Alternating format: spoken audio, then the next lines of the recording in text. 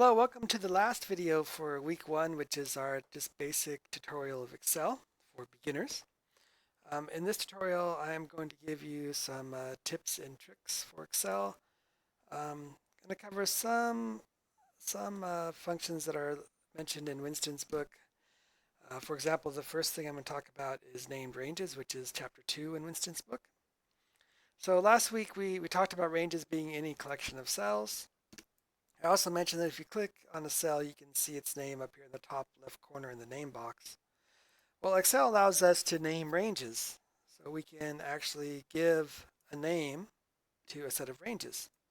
This is really helpful for coding and for creating complex tables that are dynamic because it's easier to remember a name that you create than it is to try to remember the column and row combination, the letter and number combination that defines the name, the default name of a particular field or set of fields in a range. So in this spreadsheet, I have some sales information for a company. And what I'll do here is I will select and name a range based on each product. So the names of the products are here under product column. And the units sold of each product for each customer are to the right of that, right? So the first range that I create is all of the number of sold units for the first product, Cartera. I hope I say that right. So I have those units selected, and I just go up here to the name box, and I type in Cartera, hit enter. That's my first named range. Second name range, second product is Montana, a state in the US, Montana. And the third one is Paseo, not sure. I think Paseo, and enter. Now I have three named ranges. And just like before, I can type a formula, equals sum. And instead of using the default names for the cell range, I can use the ones that I created. The first product is Cartera, and you see it kind of pop up there at the top of the list. I can just double click it, close my parenthesis there, finish my formula. So the total number of units sold of this product is 9,988.5. Right?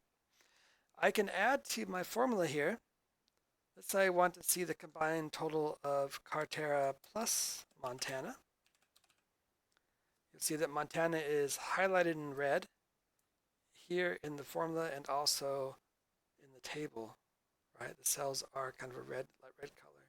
That tells me that this is the data for Montana and the blue is the data for Cartera. I could keep going, add in Paseo, right? And it's purple, hit enter. So now I have the total of all the units sold. I can double check my numbers just by doing a quick auto sum of the entire range, and it should be the same. It is 29,855. Okay, that is one way to create named ranges. Another way that takes a little bit longer, if you go to formulas, click on define name. I can say the name, this time let's do the month. So let's do January. And go down here to the range. If I know the range numbers in the sheet, I can type it in, but usually I don't. Instead, what I want to do is highlight the ranges. So I'm looking for January, and this time we'll do the sales price, right? Or let's do the profit, maybe. Either one doesn't matter. So this is January.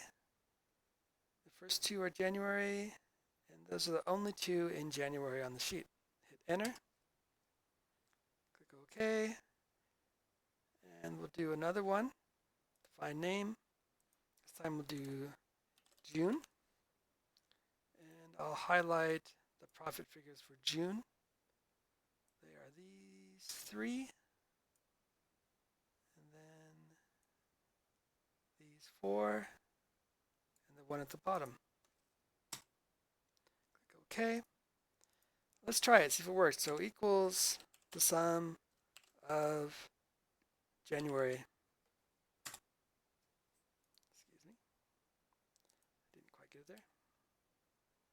You had to click on it instead of just hitting enter. January. See, it's highlighted in blue there.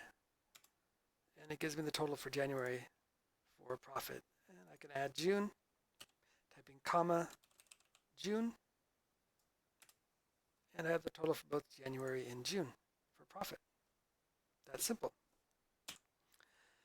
Now I can also create names based on data in the sheet itself. So I can create names from a selection within the sheet.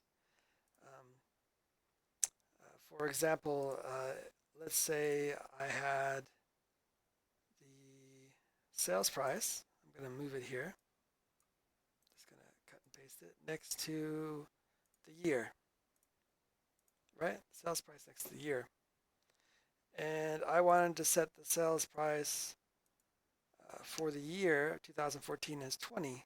So if I click create from selection, so I need to highlight both columns. Create from selection. I'm going to click on left column. So left column becomes the name for the right column. Right? Click OK. And now you'll see, we have 2014 here. 2014 is the name for this cell. Right? Easy enough. Once I have these names in here, I can also use the name manager to edit them and change them. I can also create a new name from right here within the name manager. I get the same dialog I had when I selected define name earlier.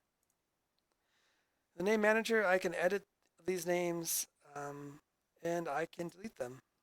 I highlight them and delete them. Now they're all gone. All right, the next thing I'm talking about is flash fill. For this, I will just make a quick, over on this side, I'll just make a quick set of numbers. 1, 2, 3, right? In Excel, it's smart. It tries to predict patterns. So normally if I had just a 1 here, and I clicked the little square box in the corner and I dragged it down, it would give me a 1 all the way down. But if I highlight these 3 numbers, and then do the same thing, and pull it down, as you see, it continues the count from 3, 4, 5, 6, 7, 8, 9, 10, and so on, right? And it will do this for all types of different data. It will work for dates. It will work for email addresses. It will do all sorts of different data. It will just automatically guess what it thinks would be the next logical entry for the next cell in that pattern. It's a quick way to automatically enter data without having to type it yourself. So just be aware that that's there, and you can try to use that sometimes. The flash fill function. I believe flash fill is covered in chapter 6 of Winston's book. Right. So the next one is quick analysis. Quick analysis is a pretty great tool in Excel. If I, for example, if I highlight the entire table, the very bottom right corner of the table is this little icon. Looks like a page in the lightning bolt. It says quick analysis when you hover over it. So I'm going to click that. And what you'll see is some automatic formatting that Excel would apply to your table so you don't have to do it manually. Data bars, you can see little blue bars in each of the columns here on the right. Color scales, icon sets, increasing, decreasing, staying the same. And under charts, you can highlight over the charts, right? Sum of profit segment gives you automatic charts. If I click on a chart, it automatically puts that into the book for me. And it pulls out the data. back here. That's charts. Totals. So just by looking at this sum, it automatically puts in the sum at the bottom of each column for me, or the average, the count, the percentage total, running totals, and this puts the sum on the right-hand column, adding across the row. So it saves me a great deal of time there. I don't have to go in and do that myself. I just use this quick wizard inside of Excel, the quick analysis tool. Tables is just like I showed you before. It will auto format the table for you, like so. All right. Undo that. And then sparklines, you can see, is kind of like a little histogram that it puts within the cell itself, or it can be like a little bar chart like that within the cell. Nice little feature that just automatically just gets added to your table to help you with your analysis. It's basically quick analysis for your data. Next thing we're going to talk about is filter. So if I want only to see a certain part of data in my table, I want to filter out irrelevant information, then I can use the built-in filter function in Excel under the Data tab.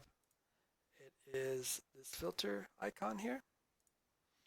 So if I click in the first row underneath my headers and then click filter, it automatically adds these drop-down boxes. And if I click on one here, for example, if I only want to see the data for August, I click OK, then it just shows me August. I can click on multiple boxes. Say I want to see August, July, and September. Then it shows me all of the sales within those 3 months. Pretty cool, huh? Let's click select all, and it will show everything again. Right. Do it for sales price. Do it for a segment. If I want to see, for example, all the government sector, it will show me all the sales for government. Quick little tool for filtering your data just to see what you need to see. With the filter, let me go ahead and take that back all on there again. It's just all automatic. Excel is really great about that. I can do similar, I can sort data in a similar way. If I highlight all the data in the tab, click on sort, tell it I want to sort it by the month name, and then the next I want to sort it by the, I can add another level of sorting, sort it by the segment, and click OK. Now you'll see my data is sorted by month and segment. That's how it's grouped together now. I've reordered the data. You'll see that the customer numbers aren't in order anymore. They're out of order because I sorted it by the month, not by the customer number. Highlight the table again, go back to sort, and I can change it to customer number and units sold, right? Same thing. Get it back in the original order. Sorting and filtering is what I want to cover there. Transpose. Let's say you want to change your data. I'm going to undo a few things here. Change your data from the current columns to rows to column. You want to flip-flop the data. You want to transpose the data. So I want the columns to be where the rows are and the rows to be where the columns are. So I want to switch the table around. This is quite easy. Just copy the table, Control-C. You'll see the little flashing border. I'll just go over here and then right-click, paste special, and click on this box, which is transpose. And now my table is flipped around. Like I showed you last week, just do a little quick auto formatting here. Might help a little bit, right? And so now all the column headers are on the left side and the rows are across the top, which is the customers. Right? So if you want to flip your data, just a quick cut and paste. There are also a lot of really other cool features when you do cut and paste. Copy this again, and these are some quick ones here. I can paste the data just as it is. I can only paste the values. So if I have formulas in my table and I want to remove those formulas, I can just copy it and paste it as the values, and the formulas will go away and it will insert the values that we see on the screen. The formatting, if let's say, for example, we have a table formatted the way we like it, and we want to copy that formatting to another table, we can just cut and paste the format. So there's lots of great features here in the paste option that you can use to make your work go quicker. Some other items in the data, is it data or formulas? It's under formulas I want to show you. So for example, we wanted to, let's add a sum in here real quick. Or let's add two things together. Bear with me for a second. I just want to add these two columns together and fill it down, for example. And now I have a formula in here that's adding these two columns together. Under the formula bar, I have some options here under the formula auditing. I can basically see the relationships in my formulas by using these options. So I can trace dependents, it says there aren't any, trace precedents, okay? So I can trace dependent formulas and precedent formulas. So this is telling me that these two, by this arrow, these two columns are feeding into this one. If I highlight everything here, it can show me, I was hoping it would show me everything. It shows me the top one, but so I can get an idea of what the relationships are between the data. I can also do the opposite, trace dependence. If I had formulas going the reverse direction, I can remove the arrows here. I can also, if I want to see my formulas and not the solution of my formulas, I can click on show formulas, right? And you'll see here that it's showing me the actual formulas and not the solution. I can do this as a shortcut by pressing Control tilde. Control the bottom of the keyboard, and tilde is the top left key next to the number 1. Like this, right? I just press Control tilde and it toggles formulas on and off. Sometimes you want to see the formulas within your spreadsheet. You want to hide the values. Right? That's a nice, useful tool. Sometimes you want to see which data is feeding into your formulas, and you can do that with these arrows and tracing the precedence and the dependence. All right. Also on this same tab, I wanted to point out the function library. If you need a function but you can't remember exactly what it's called, Excel has created a library of all the different hundreds of functions in Excel and divided them into categories or groups. The first category is the auto sum. So you'll see sum, average, count, max, min, right? These are some basic summing formulas, basic math. It keeps track of formulas that you've recently used. So the ones that you use all the time, it will create an automatic list there. These are the financial formulas, working with money. Logical formulas like if statements and false statements and or statements, which are basically programming terms. Working with text, combining text, separating text, formatting text is all under text. Working with date and time, which we have a separate chapter on date and time, and we also have a separate chapter on text later. Looking up, which is what we're going to talk about next week, or the next week. In the next set of tutorials, we're going to cover the lookup functions, like especially VLOOKUP, match, and index functions, right? Math, statistical functions, and some other odd functions as well. So if you're looking for something, looking for like a financial function, don't quite remember what it is, you can highlight over these. If you hover, it will give you the function name. It will also give you the syntax for the function, and then it will tell you what it does, right? It'll tell you what it does. So like for sum, it tells you it automatically adds up, right? Averages. I don't know if these are going to hover. Let's look at another financial here. This DISC returns discount rate for security. So it's kind of a loan function. Returns the future value of an invested based on a periodic constant payments at a constant interest rate. So these are financial functions, right? Good. Let's clear those arrows. Next thing I want to talk to you about is errors. I left these errors in this spreadsheet on purpose. You'll see the top left of this cell, there's a little green triangle. This indicates that there is a problem with this cell. And there's a problem with all of these cells. You'll see the little exclamation point. And then if you highlight over it and hover, it tells you what the error is. The formula in this cell refers to a range that has additional numbers adjacent to it. If you go down here, you can click on the solution.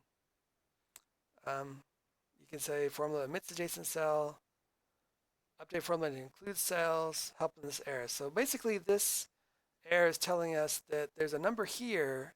It's another number that it thinks should be included in this formula, and it's telling you that it thinks you should add it in, right? You'll see over here there's another error on these cells for these dates, these years. And this one is that the number in the cell is formatted as text or preceded by an apostrophe, right? So even though these are numbers, they're stored as text because I entered them by adding an apostrophe before I type the number. And this tells Excel that I want this to be text and not a number. It's a little shortcut sometimes. Right? So I can tell Excel to convert this text to a number. And now you'll see the error went away and it's formatted to the right because in Excel it automatically formats numbers to the right. If I highlight the entire group range and click here, convert to number, it will fix all the errors for me and that little green triangle will go away. All right, so that's how to handle some of these errors. Just read what the error is and sometimes you just let Excel fix it for you. Sometimes you just turn it off. Let's talk a little bit on a related subject about errors is data entry validation. How can we design tables that can automatically sort of prevent errors from the user who's entering the data, prevent spelling errors, prevent people from entering a wrong number or wrong value. We can do that through data validation. It's just a way to ensure that the data that's being entered fits a certain set of parameters that you set when you create your table, like spelling. How we do this is we'll go to data, and then we will go to the tools subgroup, right here, data tools, and then data validation, right? So let's say, for example, that on my year, any new sales information should be for the future, not the past, right? So we don't want anybody to enter a year date that is before 2014. They can enter 2014 or later, but they should never enter 2012 or 2011. Actually, there is a 2013 date here, so we'll say 2013. Someone should not enter 2011, 1999, 1980.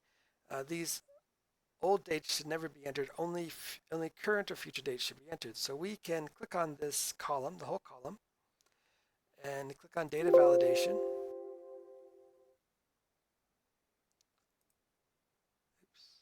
All right, so I had a validation already. That's what the error was. Just ignore that.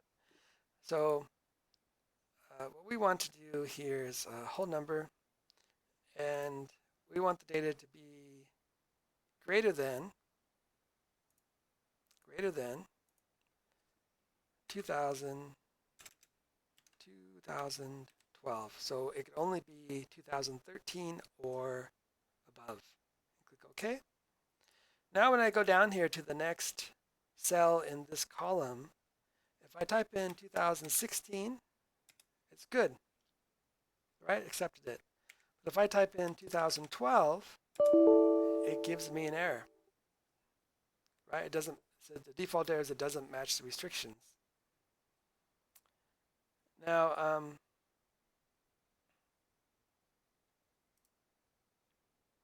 I can actually set the input message to what I want to tell the user. So I could say, no dates before 2013, right? And I can type a logger message if I want. So now when I type in 2012, it should come up and tell me what the error is, right? The error that I'm getting. I didn't do it though. Let's try again. Let me